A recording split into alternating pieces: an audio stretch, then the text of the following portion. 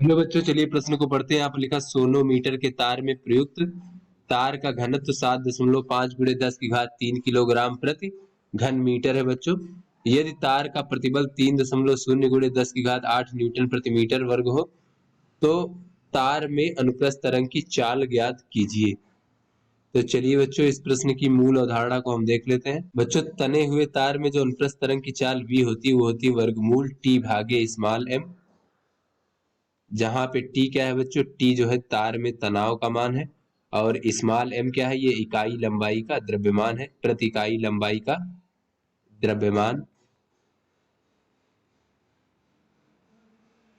उसके बाद बच्चों हम यहाँ पर देख लेते हैं कि द्रव्यमान बराबर होता है, या फिर बच्चों ये देख लें कि घनत्व बराबर क्या होता है, घनत्व बराबर होता है द्रव्यमान बटे आयतन, इस प्रकार से। तो चलिए बच्चों अपने प्रश्न को हल कर लेते हैं। तो यहाँ पर बच्चों हमें दिया गया है कि सोनोमीटर है, तो उसमें प्रयुक्त तार का घनत्व दिया गया है। तो घनत्व को हम रो से प्रदर्शित कर लेते हैं। तो इसका मान है 7.5 गुणे 10 की घात 3 किलोग्राम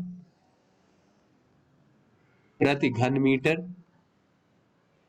उसके बाद तार का प्रतिबल दिया गया है 3.0 गुणे 10 की घात 8 न्यूटन प्रति मीटर वर्ग।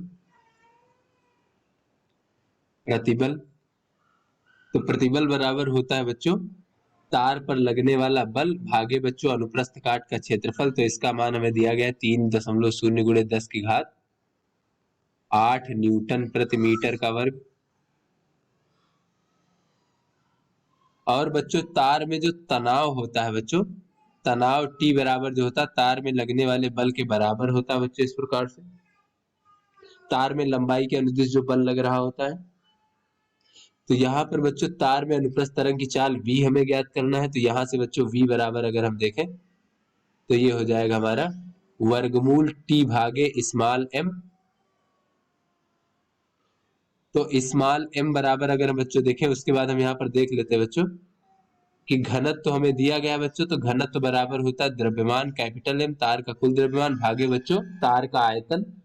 तो आयतन कितना हो जाएगा, अनुप्रस्थ काट का क्षेत्रफल A और गुणे बच्चों लंबाई।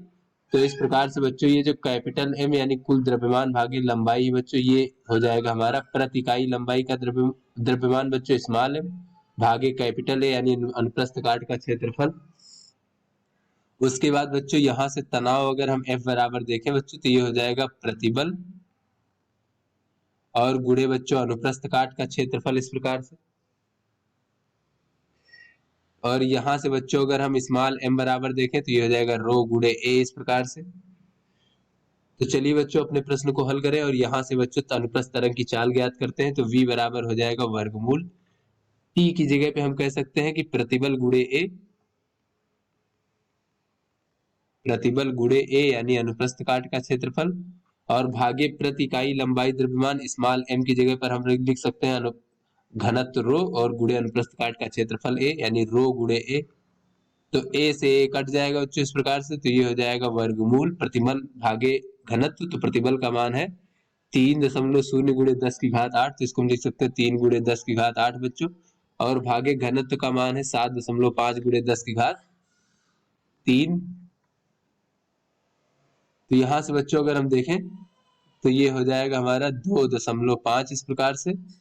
और v बराबर हो जाएगा वर्गमूल, और बच्चों यहाँ पर हम इसको 10 की घात नीचे इसको लिख सकते हैं बच्चों 25।